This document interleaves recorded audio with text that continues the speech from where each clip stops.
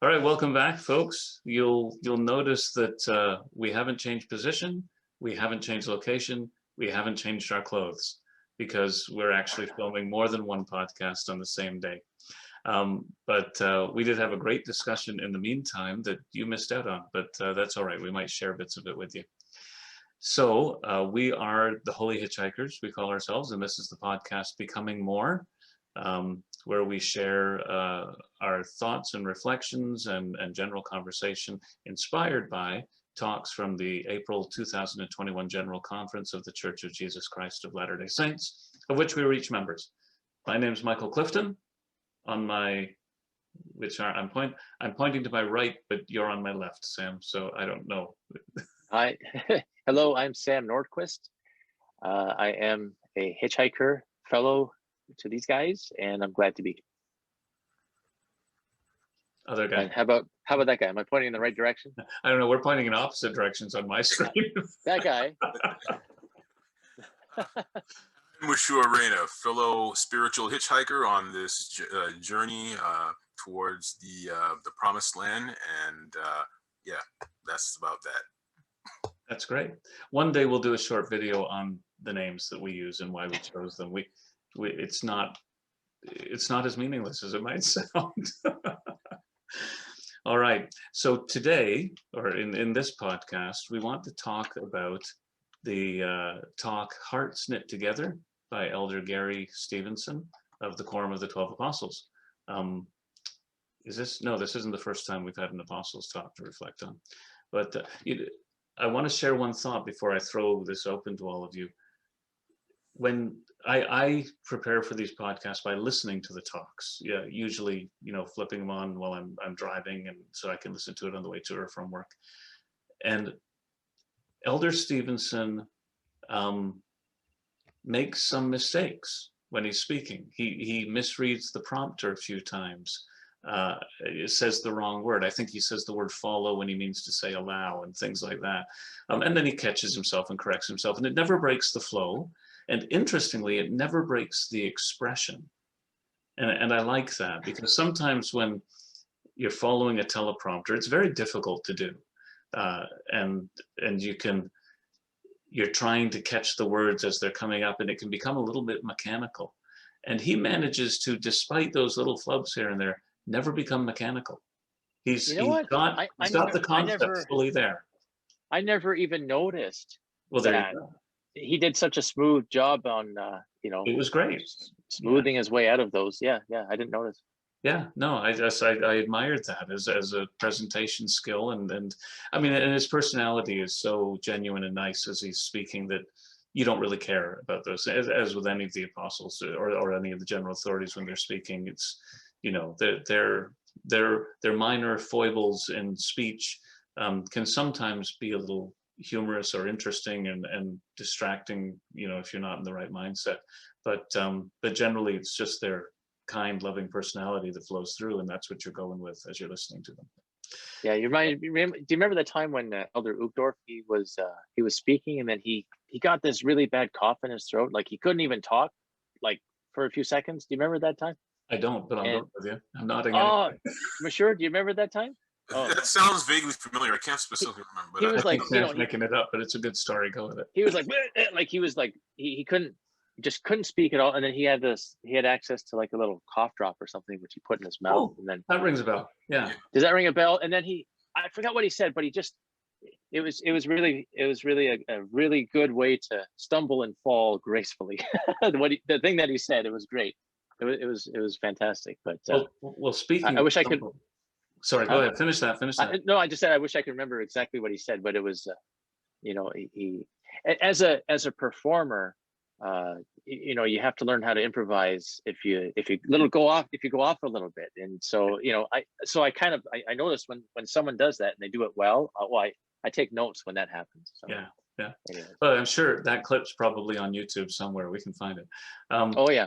But it reminded me when you talked about stumbling and falling, and I think you guys have been around long enough to remember when Elder Hunter fell while delivering a general conference talk, and then immediately got up again and kept going Didn't break at all. Just boom, he was back exactly where he'd left off. And I'm sure the teleprompter helped at that point. But it was kind of astonishing because 1 second he was there, then he wasn't, then he was back. But you know, That reminds me of the time when do you remember when President Kimball, I think he fell or something, or he needed help, like someone was holding him up, right? But he didn't want the help. He was like, no, leave me alone. It was hilarious. But anyways, they are delightfully human people, and there's so many stories of their natural, and you know, it's not every leader of a worldwide organization who can allow him or herself to just be that natural and to know that they're in a safe place, right? It sort of exemplifies the idea of safe places that we should create for each other always, that whether people stumble or fall, whatever the nature of their mistake or situation is, we're still there for them. You know, it's a community, and you're okay being a weak human being. Which segues directly into the topic of this talk, by the way. That was fortunate the way that happened. This was not planned. So hearts knit together. Now, Mushure, in our last podcast, you did a brilliant technique of having a couple questions for us to answer that generated conversation. We're not as well prepared this time in that way, but we prayed beforehand, so hopefully the Spirit will guide us, and then I think we'll be okay. So if this turns into a schmozzle, it's the Spirit's fault. Out for us. We got someone to blame. We got nothing to worry about. Perfect. And the talk is about hearts being knit together, and it would be easy, I think, for us as Latter-day Saints to say that's about us. That's about the community of saints, Zion, being of one heart, of one mind. But it's not. Is what it impressed me in this talk, that he's not just talking about Latter-day Saints. He is talking to and about Latter-day Saints, but he's not just talking about that. He not only refers to our relationship with people outside of the church, he uses examples of other communities, or an example of another community. Being that loving, embracing, inclusive group. And he's also, you know, he starts out talking in what seems a little bit more insular, and then he starts talking more globally. He's talking about religious tolerance. He's talking about racism and you know, the divisions in society that are broader and bigger than just people bickering at church and not getting along together, which is where the title of the talk might make you think he's going. So with those general comments in mind, let me just throw it out to you guys. And Mushure, I might pick on you first, because I don't think you got as much opportunity to speak in the last podcast because you were leading us. What did you get from this talk, or what twigged for you, if anything? Oh, he's just going to ignore me now. Yeah, that's it. No,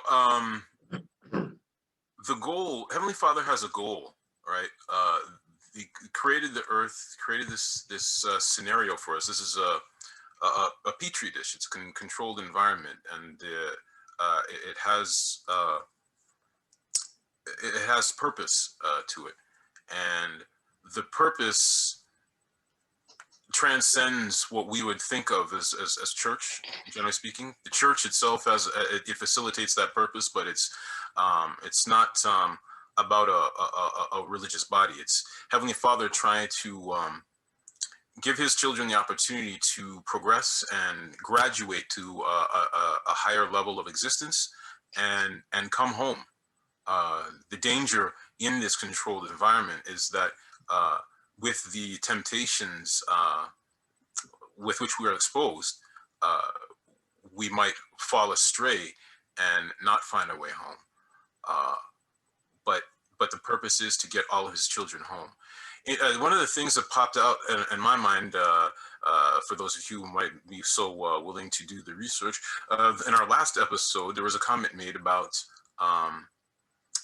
what was it again? I think I just had a stupor of thought, so maybe I should just let that that point go. In any case, we're on this journey, and we're not. Oh, yeah, I remember what it was. And it's. I thought about the prophecy that the Savior makes. And yeah, I think you're going to hear us talk about this again and again, where the Savior talks about like when he comes, returns, not all those who declare his name are going to be invited into his rest. And there will be many who say that, Lord, Lord, have we not prophesied in thy name, and in thy name, done many great things. As we were talking, as we had our last discussion, episode 4, I was thinking about how the things that are mentioned in that prophecy, the things that those people declare, those people who find themselves separated with the goats as opposed to the sheep being in the house of the shepherd, were religious things. And the things that he refers to, when he casts them off, he says, get thee from me, for I was an hungered and you fed me not, naked and you clothed me not, in prison and you visited me not. And those things are not what most people think of as quote unquote religious. But if you truly understand the gospel of Jesus Christ, they are, because the religion is about love. It's not some sort of cultural just practice that we do. It is the foundation of our being. That's what pure, true, revealed religion is about. And so those things, those practical things, who cares if you follow through the ceremonies, the outward manifestations, the form of godliness, but deny the power thereof. If we are truly converted, then we'll be acting out of true conversion, and we'll be acting out of pure love for one another, which things mean that, we care for one another. And so in the community, regardless of whether you're a member of the church or not, those assets, those resources are what is most important to put in place. Caring for one another. I liked just that there was a lot in that. And I Easily spit out, but hopefully I conveyed it. Yeah. Well, you know what? I ended up being stuck. My mind resting on one of your early comments about the world being a petri dish, which frankly is not the most attractive comparison in the world, but it brought to mind the Quran, because the phrase or one of the verses in the Quran that a lot of Muslims love to bring out to demonstrate that theirs is not necessarily a religion of intolerance, as some people like to cast it. And but this phrase where it says, "O mankind, we created you from male and female and made you into nations and tribes, that you may know each other, not that you may despise each other." Yes. So that idea, he created this place where we're going to be different from one another, and we got to learn to get along. And that's part of the conditions and tests of this existence. And I think you captured that, and it's an interesting consistency between what's taught in the Quran and what we understand as the gospel of Jesus Christ. Very Sam, I thought I heard you say something. Well, you just sparked a thought. Yes, we're different. We may look at another nation as being different, and we may look at other faiths as being different, but just being in the same family with somebody, there's huge differences, right? And you have to learn to get along. You have to, right? And I guess that's where it begins, right? Within your family, you have to conquer. You have to conquer that. You have to conquer. I heard Jordan Peterson say something to that effect, where just within yourself, you are a multiplicity of persons within one person, right? I mean, really, you are yourself, right? But you're also your past self. You're also your future self, and you have to get along with yourself. And you can be hard on yourself, and you kind of have to, just the community of yourself. You have to learn to get along with yourself. Within the community of your family, you have to get along with your family within your larger communities, like in your church community or your city. But it all begins kind of, how do you expect to get along with your neighboring enemies if you can't get along within your own household, right? so I thought this talk was very interesting, and I thought it was very interesting how he started off the talk. He started talking about the rabbit effect, and I was very intrigued by that. I looked up the researcher that he was citing, Kelly, what's her name? Kelly Harding.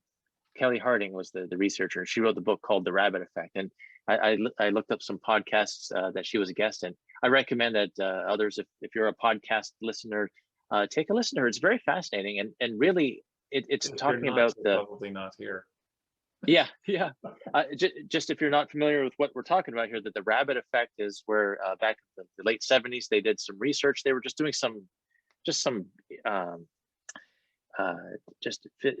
tests on, I think, nutritional tests or whatever. They basically they fed two groups of rabbits, one of them a high fat diet, one of them just sort of a regular diet.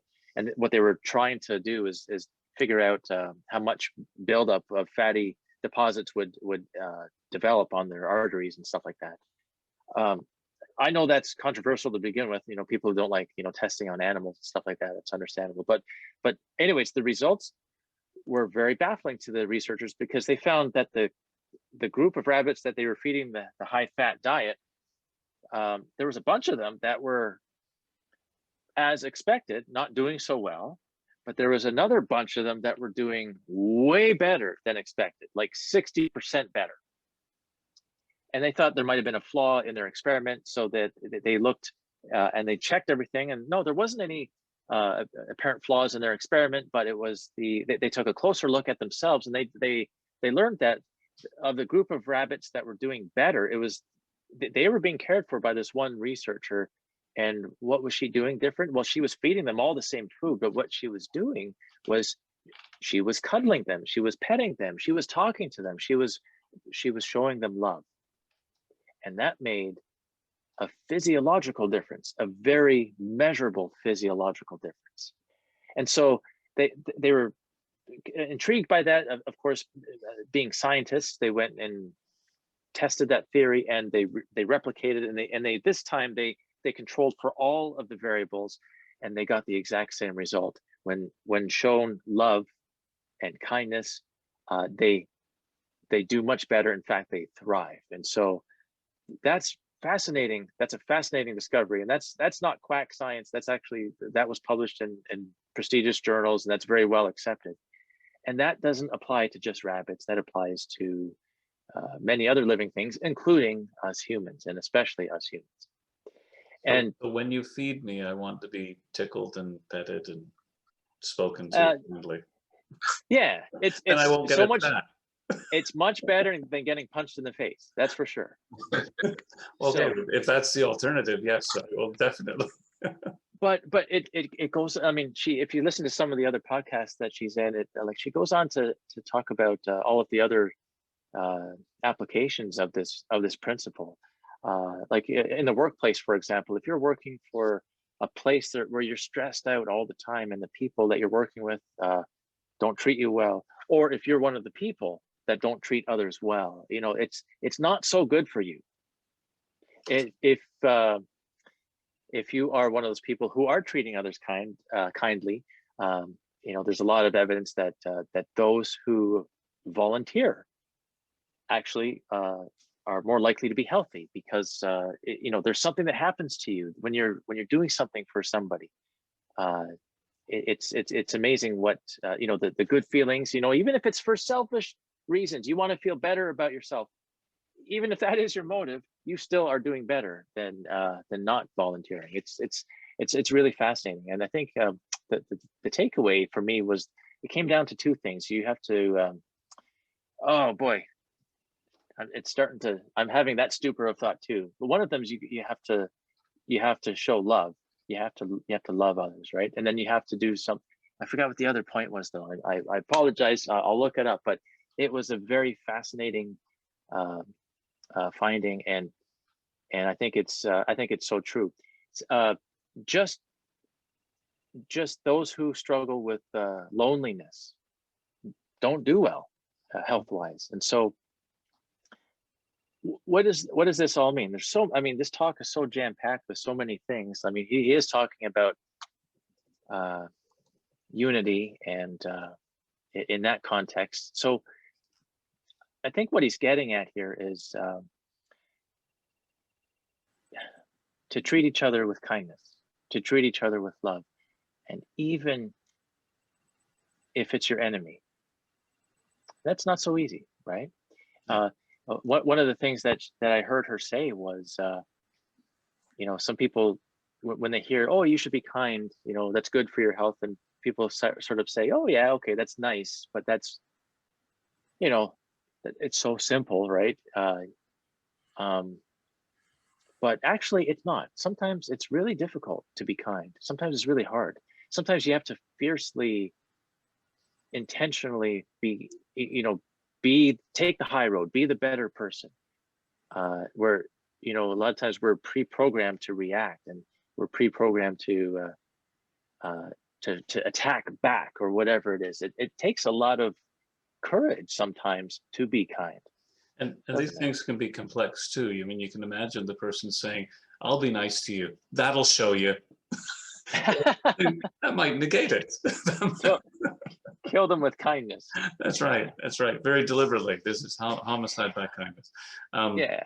But it's interesting. These psychosomatic things are very interesting, and they've been around a long while, of course.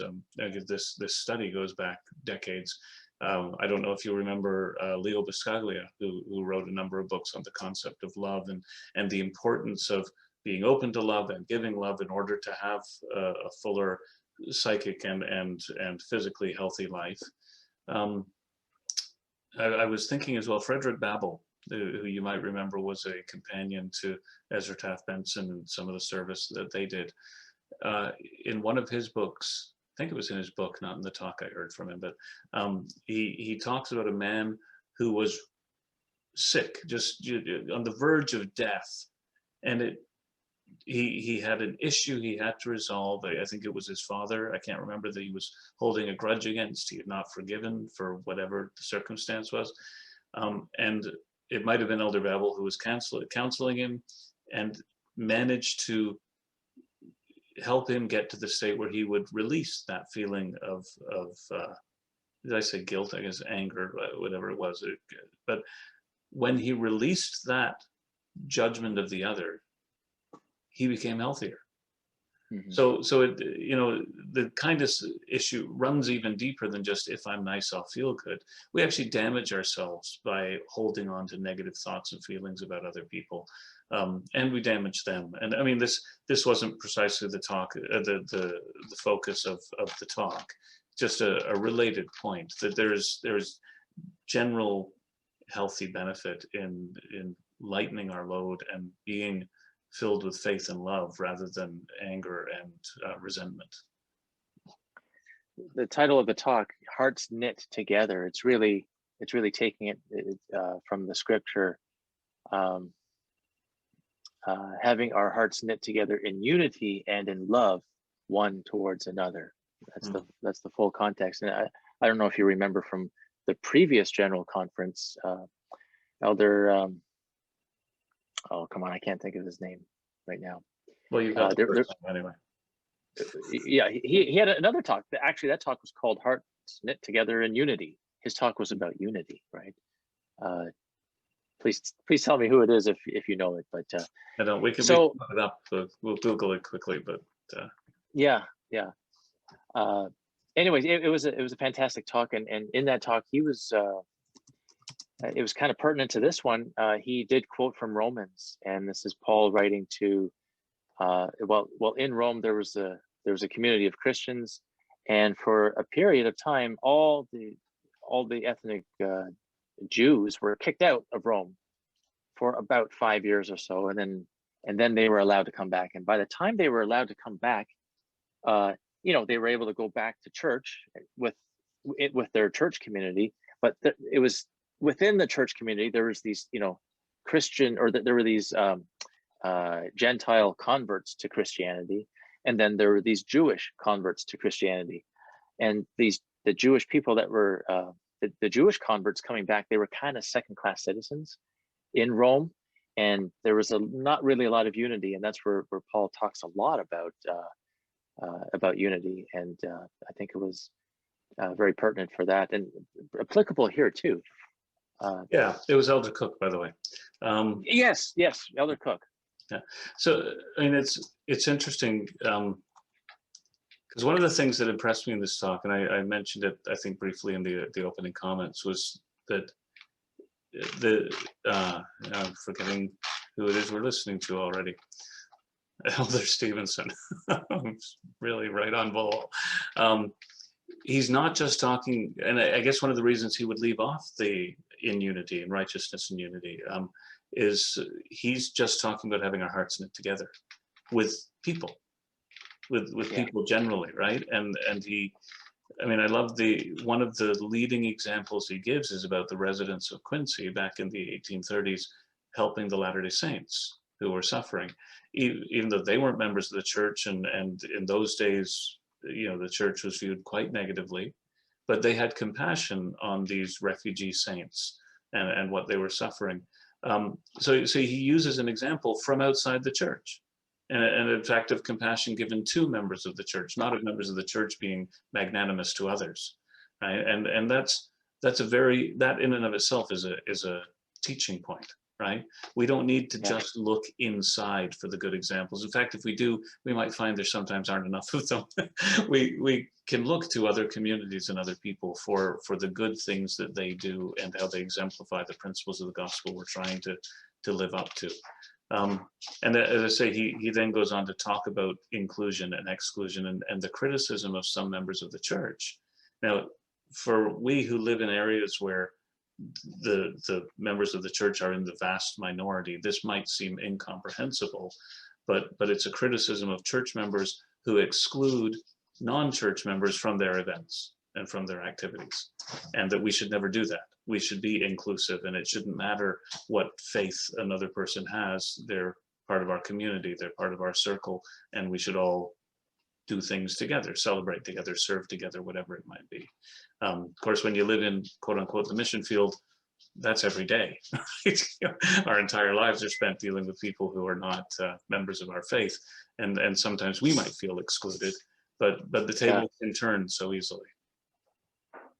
Yeah, and it's, I thought that section was very kind of pointed right to, I don't want to point any particular geographic region, but it was, let's say, somewhere in the United States he was pointing to, and Midwest something, I don't know. Somewhere in that area, yeah.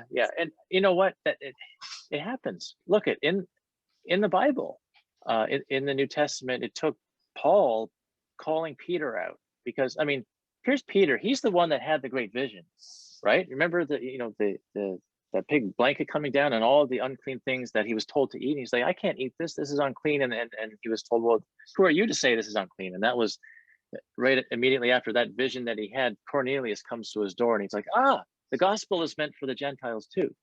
Okay, Peter had that vision, but how come not long after that vision, at the conference they were having, he was sitting separated from the Gentiles. He would only sit with the Jewish people, right? Yeah. And Paul called him out on it and said, Peter, what are you doing? How can you, the gospel's for everyone, and you're separating yourselves. Of course, it's very hard sometimes to get rid of these ingrained things that we've grown up with. Any Jew at that time, I mean, you grow up as a Jew, you grow up to be separated from the Gentiles, right? That you are actually, to sit with the Gentile and eat with them would actually defile yourself. So of course, I mean, with that kind of upbringing, it'd be very hard to break that. Yeah. And Paul, I'm impressed with him, because he may have been the most dogmatic to begin with about those kinds of things as a Pharisee himself. But yeah, he understood that what it meant to have hearts knit together. Yes. My wife is looking at me now saying, are you guys still talking? Yeah, no, I think it's a very important point. And I don't think we can just point to the Midwest and, or wherever Latter-day Saints might be a majority and say, aha, that's where they do it wrong. Because we can certainly do it too. I've been in enough ward council meetings where I felt impressed to say, why are all our activities just about us? You know, why aren't we doing something more outward, Oh yeah, and right? I think growing up as a youth, I mean, can you imagine? I don't know, Michael, I don't know if you grew up in the church as a youth, or was it No, later on that you joined? I joined when I was just before I turned 18. Mushure, you were older as well, right? 20. Okay, so I can People tell you, always feel old.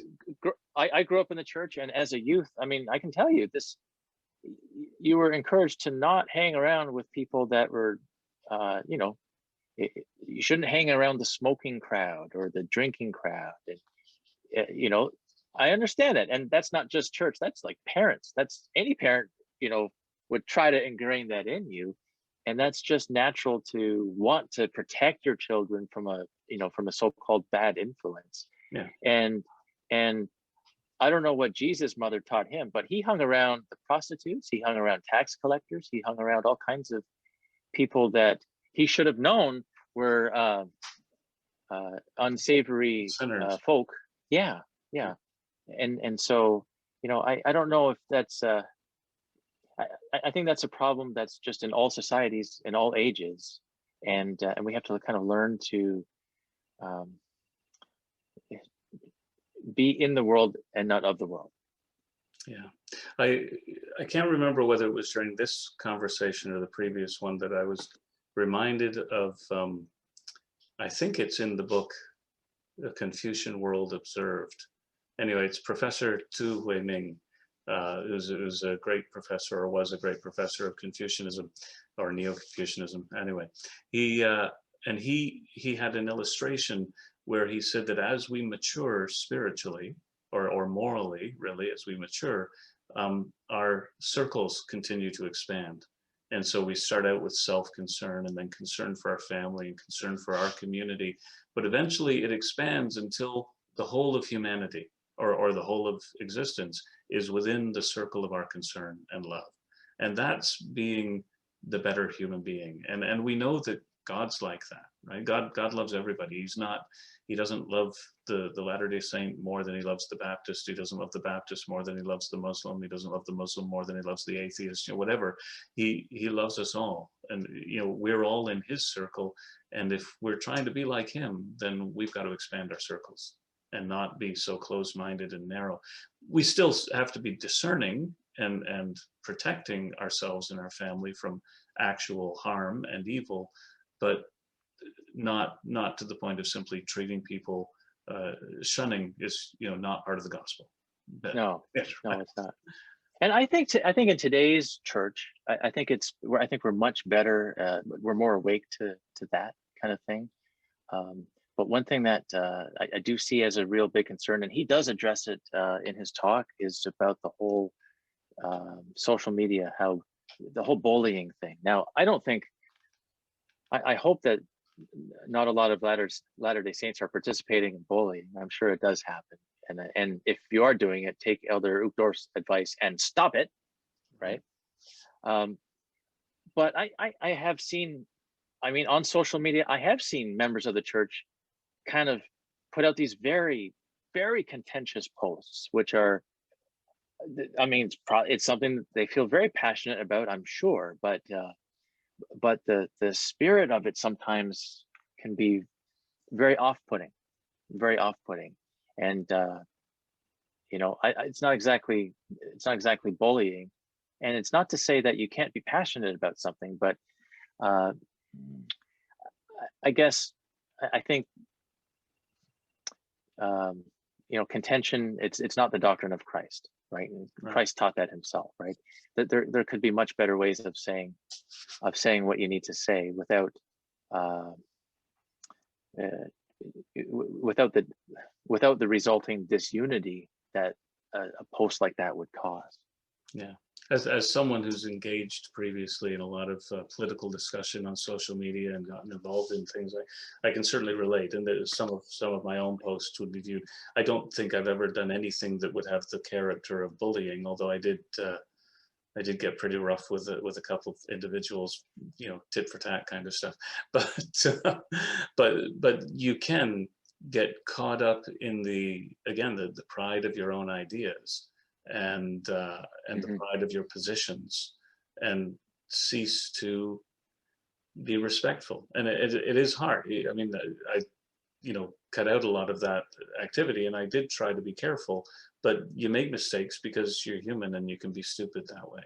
And a phrase that has multiple applications is, for me, President Monson's statement that, never let a problem to be solved be more important than a person to be loved. And I think that you can replace problem to be solved with a, political position to be enforced, or, a goal to be achieved, whatever it is. The person to be loved always takes priority. And I admit to, social media, it's very easy to lose track of that and become caught up in the making your point and the whole engagement of it, forgetting there's a human being on the other side. Absolutely. There's this is something that I've been struggling with, particularly recently, in preparing to launch some media that I'm projects that I've been working on. One of which is primarily a political a channel with political commentary, political punditry, and and satire. And there are things, there are responses that I'll have to certain things that are happening in the in that realm, the social political realm. I think that's I got a really good zinger, to drop, and it's like, is that the goal? Should you be doing that? Is that is that what we should be going for? I mean, you can even have humor, but is it? Sam, you mentioned the divisiveness out there, and our goal should be to establish unity. And even on that channel, one of the ways in which I'm presenting it is that I'm reaching. There's far too much divisiveness that a lot of these echo chambers is that you have the silos of the various schools of thought in politics, and they seem, many of whom seem to be speaking to preaching to the choir, right? They're just talking to their own, as opposed to attempting to build bridges and reach out to other people across the aisle, which is something that I definitely want to do, because we are never going to progress as a society without that, which goes to the point of this talk, being knit together. It doesn't help to reinforce those divisions. Yeah. And so I was going to say that we really have to be aware that all social media right now is designed, like the algorithms are designed to optimize engagement, and usually that means disagreement. And so it's sort of like setting it up for a big fight is basically what the algorithm is set up for. And be aware of that. Be aware that in your feed you're going to see a lot of opposing views, and it's going to make you angry. It's going to make you want to say something, and to be aware of that. Just being aware of that, is just knowing is half the battle, right? So it's the new blood sport, and none of us are actually the gladiators. We're all the slaves. Yeah. Yeah, exactly. Yes. The fact of the matter is, the adversary is trying to make slaves of us all, and it's not just social media in general. I was having a discussion with some family members yesterday about how, my sister was mentioning how Jerry Springer's Bodyguard has had a show for several years, and we're talking about how popular that show is. This conversation started because of Judge Judy. We saw a commercial on TV for Judge Judy, who aggravates me. I can't stand the very voice of the woman. And it's not her as a person. Well, that's not a very loving comment there. It's not. Yeah. To be understood clearly here, it's not that I have hatred in my heart for the individual. It's how she treats other people. I can't stand to hear Judge Judy. One of the commercials comes on. You don't have to watch 30 seconds of the show to hear the spirit of the interactions. She's in charge, and she's going to let you know that she's in charge by condescending to you, making you feel like you are nothing. You know, this is her house, and she has become extremely wealthy. I believe if I remember correctly, all those judge shows started off with the People's Court. Yep. But you don't. I don't believe the People's Court is on TV anymore. And you don't hear about most of the other judges. There's a number of those judge shows, Judge Brown, Judge so and so, but you don't hear about them. And so this is what I was talking about with my family. Why is it that Judge Judy is so popular? The very contention that you're talking about, right? That contention draws eyes. Oh, drama. And so those eyes on the product makes her spot on television more valuable to the company, right? So they can charge a premium to advertisers and make more money. Yeah. If I recall, the People's Court was much more measured and dignified in its approach. Exactly. I mean, sometimes people do need to be told and put in their place because they themselves are behaving outrageously. But. To be certain, but not all the time. And hey, that's... ever see those clips? It'd be nice if there was a nice judge. Well, there is I don't know if you've seen, there's clips of this. It's kind of a similar thing. It's real court, but there's this judge. He's a tough guy, but he's really nice. And it always extends mercy towards the people being judged. It's usually for traffic tickets and stuff like that. And it's a refreshing contrast to what you've been describing. I wish there was more of that. Yeah. I wish there was more of that, and there should be more of that. So apparently we all watch TV too much, or programming in any event, because 2 episodes ago we got distracted talking about The Chosen, and now we're talking about judge shows, and we got to get offline. Speaking of which, we do need to wind down our discussion here. I did want to ask you, Mushure, on a slightly different vein than what we've been talking about. One of the issues that Elder Stevenson emphasizes here is racism. And why am I pointing at you, Mushure? Because you're the most colorful amongst us. Sam, I know that you're of mixed racial heritage. I'm clearly as white as modern day white people come. Other than the lighting here is making me almost look like I have a tan. But Mushure, I was reflecting on in the talk. Elder Stevenson says, we're dismayed as followers of Jesus Christ. We are dismayed when we hear of how children of God are mistreated based on their race. We have been heartbroken to hear of recent attacks on people who are Black, Asian, Latino, or of any other group. Prejudice, racial tension, or violence should never have any place in our neighborhoods, communities, or within the church. Very important statements. Must be something that needs to be said, but I also think when we speak using the big words, prejudice, racial tension, and violence, we're grabbing at the low-hanging fruit. You have shared with me in the past experiencing that more latent, subtle kind of racism. The racism that comes from good intentions or from simple ignorance, not simply understanding that it creates a discomfort or a division. And I don't know, maybe it's putting you on the spot to ask you to comment on it. I ask you because I can't say I've had that experience, right? I've experienced some degrees of racism while I was on my mission in Japan, and in the context of the Korean community in very mild ways.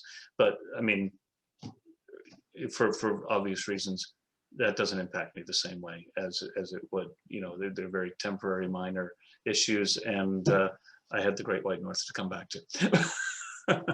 But I don't know, and Sam, if you have comments in that regard too, obviously, but I just know from prior conversations that you might have something to comment on, and maybe this can be a sort of a closing part of the discussion for us, or something you'd prefer to save for another time. I can briefly share an anecdote and give a little commentary. We can do go deeper at another point in time, but there's something I could share. As you pose the question, an incident comes to mind where I often those who see me at church and stuff, like here we're in casual clothes, but those who know me in our ward, in our state, I've seen that often I'll wear suits that are not of the Western variety. They're actually they're Chinese. One of my favorite suits. I've got several of them in different colors. Is the what's it called now? The Mandarin. It's You cultural appropriator, you. yeah. So I love them. They're simple and they don't have a lapel as most European suits do. It's that sort of up short Mandarin collar, almost like a what do you call it? Anyway, it's a different type of collar. And so there was once a missionary asked me, we're mulling in the lobby after in between meetings, and a missionary asked me, "Hey, where do you get where can you get one of those suits? I like that suit that you're wearing." And there was one of our brethren, a gentleman of European descent, a white guy, overhears him asking me where I can get the suit. And he says something about he jumped in with a little joke, a little. What's that? It wasn't me. It wasn't you, not on this occasion. So anyway, he says something about he turns to me, and I don't remember because he's sort of finishing a sentence, but anyways, he turns to me as the punchline of the joke and says, "Like a pimp." Hmm. And I look at him, and then he does a little jiggy with his head, with his face. I didn't even want to say. I turned away and walked away. Now him, and I'm sure there might be many of you listening say, what? You don't don't you have a sense of humor? Come on. So what he's demonstrating there is that seeing me, black guy, and maybe the fact also that I shave my head and have a goatee. Like I'm not trying to be European. I'm very comfortable in my blackness. And the fact that I'm in this suit. It's a darn lucky thing for you. But I'm in this suit that's not Western, that is not traditional among white folks. The first thing that comes to his head is pimp. There's nothing about the suit that suggests pimp. Recently, if you aren't familiar with these types of suits, you can see the Marvel released just a couple weeks ago the trailer for Shang-Chi, the Master of Kung Fu, and there's this image where he comes out of a helicopter with his father to his right. He's at the center of the screen. His father's to the camera left of him, and in wearing a white suit, exactly like the suit that I have. Traditionally, the shirt that's worn in it was also a collarless shirt. You can. I've always loved that style too. Yeah. So it tells me how he thinks, and that must translate into how he interacts with other people. It always frustrates me when I come to church. We live in Kitchener, in the Kitchener-Waterloo region in Canada, Southern Ontario, and there's a sea of mostly white people. Week after week I come to church, and there's all these people of European descent. There's a few other people of other ethnic origins, but I know that the representation in our membership in our units in this region is not representative of it's not proportionate to the representation in the community. You can go to church on various churches, other churches on Sunday, and see the place is packed with black folks. And if they are so desirous for a relationship with Heavenly Father, well then wouldn't the gospel of Jesus Christ, the full in its fullness, be attracted to them? What is the barrier keeping them from receiving the fullness of the gospel? There is certain attitudes existent in our community. And to be frank, I know that the whole, I feel that it's appropriate for me to share right now that in my time since moving back to this area, Heavenly Father has made it clear to me in a number of occasions that he wants me to embrace my blackness, and that the members of the church here need to see it. They need to see me in my hoodie and my jeans doing my home teaching. You need to hear. Maybe you should dress like a pimp. You know, go back to what was it? Foggy? What was his name in Beretta, the old TV show? The absolute stereotype. Right, with the chains and the no. Yeah. But anyways, so then that needs to be understood, because the faithfulness does not equal Eurocentricity, and Eurocentricity does not equal faithfulness. Yeah. I guarantee you that in the time of Jesus, they were not singing the hymns that are sung in our hymnal, and they weren't dressing like the European members of the church since its restoration. Yeah, no, it's good. So thank you for all that, Mushure. And I think, I mean, microaggression is the word we'd look for the incident you were talking about. And it's, I mean, I'm sure I do it in various ways. And I mean, we all have it in different contexts, but it's, I'm sure he was not trying to be malicious. You know, he's trying to be, you know, he's just having a little fun. Sorry. Yeah, but it's we have to become aware that we're missing something in our processing, in our understanding, in our empathy, in our reasoning.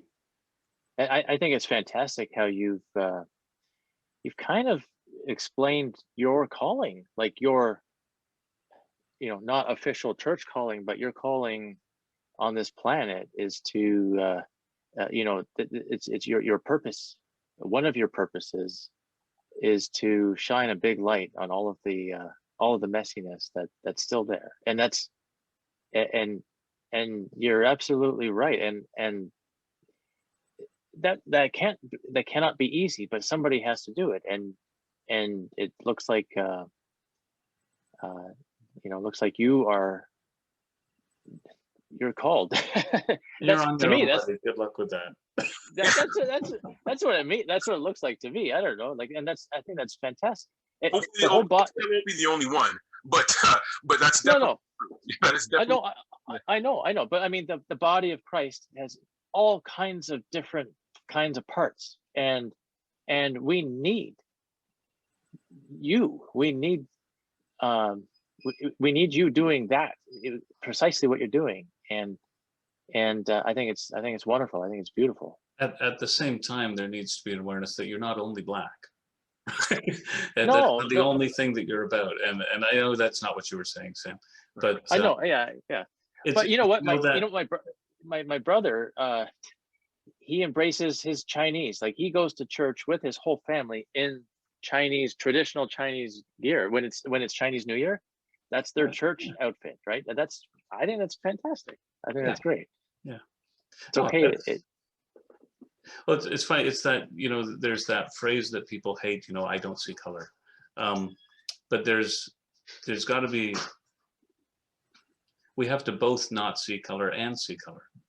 We have to recognize that, Mushure, you're just one of the guys in every important way. And you're a friend, a brother, and you've got a testimony, and you're human, and you're a son of God, and all that stuff. And none of that has anything to do with color. At the same time, you're a black man living in a white majority community, going to a church that, as you say, has a profoundly you know, white majority composition, and that's going to impact your experience.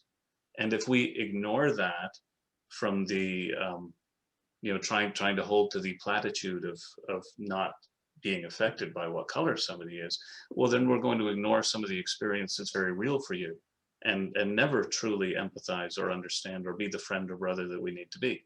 So, you know, we need to sort of juggle both those balls to be good Christians who recognize that we're all living in certain contexts, and whether it's in your case being Black, or also be your case, single people in the church, or people who are divorced in the church, people who are widowers, people who have disabilities. Everyone's got a context that informs their experience, and we have to be aware, eyes wide open, seeing the truth about that person and their experience, and then we can apply compassion and understanding appropriately to help everyone be included. And again, Elder Stevenson's talk, inclusion, include everyone. Don't leave people out. And we can leave people out by those microaggressive attitudes. Absolutely. We can exclude them. Just, all of a sudden, that brother, when he sees a Black man dressed in an unfamiliar outfit, he's thinking pimp. Well, it's ludicrous. Right. He's conditioned by bad 1970s TV shows. That's something he's got to become aware of in order to eradicate it. And others need to be aware to be able to, like the missionary who was there, or somebody else. It would have been great if they could have said, "What are you saying?" Get your head together, man. But on that note, one of the things that terrifies me, and one of the reasons why that sort of those type of experiences stick with me, and I find them so frustrating, is not just because he might have made me feel uncomfortable at an instant. I know that's an unfortunate. The comment is born out of some unfortunate ignorance on his part, and it's so that I don't, I don't have need to feel. I'm cool with myself, right. But I'm terrified when that sort of thing happens. That what if there are people of African descent, or of any other ethnicity, who have any kind of consciousness, socio-ethnical consciousness, who are visiting the church as an investigator, who overhear that? Again, they're going to think, "What? Oh, so the church is racist," and walk away, and be cheated out of the opportunity to actually receive the fullness of the gospel of Jesus Christ, right? So that awareness, we need to be aware. It reminds me also of another incident where there was a conversation about where we're talking about some of the issues of the history of the church, and how some people might be aware of them, and that might be a block. And one of the brethren said, "Well, some people are always going to find a reason not to embrace the truth, receive the truth." And that cavalier dismissal of that history demonstrates, well, I see now how you're going to behave when one of those issues is brought up. So you're not seeing, they're approaching the mentality with a us versus them mentality, rather than having that pure love of Christ, which is the necessary component in order to facilitate conversion. And it automatically signals that, okay, this is not a safe place to share, and then that's where the conversation stops. Right. And yeah, we have to do better. We have to do better. We try in our elders quorum. We've had some good discussions, and we try to, if people have if people do bring up issues and they want to talk about it, we welcome it. We don't want to snuff it out. We don't want to dismiss it. We don't want to dismiss it. We don't want to invalidate that. Then it just becomes, oh, okay, this is a place where I cannot actually be safe to talk to people, and then I'll go somewhere else and talk about these things. That's we have to be more inclusive and more. I think what it comes down to again is just loving. Once again, loving. Yeah. And if someone doesn't believe the same exact way as me, that's fine, right? Like, why should that matter? Even within my own church community, we don't all believe the same way, right? And that should be okay, right? It doesn't have to be a completely homogeneous way of thinking and believing. Yeah, it's the homogeneous thing we have is the way of being. And I we, just to round off the conversation, just one quote from Elder Stevenson: "Let each of us strive to be our best." Yeah, I think that's, this takes work for everyone. It takes commitment. to the principles of love and compassion and empathy and understanding, and let's just each do it. You know, just so the counterpart of Elder Uchtdorf's "just stop it" if it's the wrong thing. If it's the right thing, just do it. Amen. Just do it. Yes. Anyway, brethren, shall we close up? That was very formal. Yes. Yes. We should just stop it. That's Just what we have stop to do. it. Yeah. Just stop it. We've had a little bit more of a casual conversation on this one. I think the previous episode was probably the best example of the best we can do, and we'll do that more in the future. But I appreciate that we were able to have some honest and open conversation here. And Mushure, I apologize for putting you on the spot. Just, you know, based on conversations we've had, I know you have a lot to offer and instruct in that regard. So thank you for those of you who've tuned in. Once again, we're found on Facebook, we're found on YouTube, we're soon to be on iTunes. I was going to say iPods. Soon to be found on iTunes. Maybe we'll show up on Instagram. We could be in a jail near you. I don't know. Anyway, you'll find us if you want to hear from us, and we'll come looking for you if you don't. How's that? Fantastic. All right. Thanks, everybody. Thanks very much. Thanks, guys.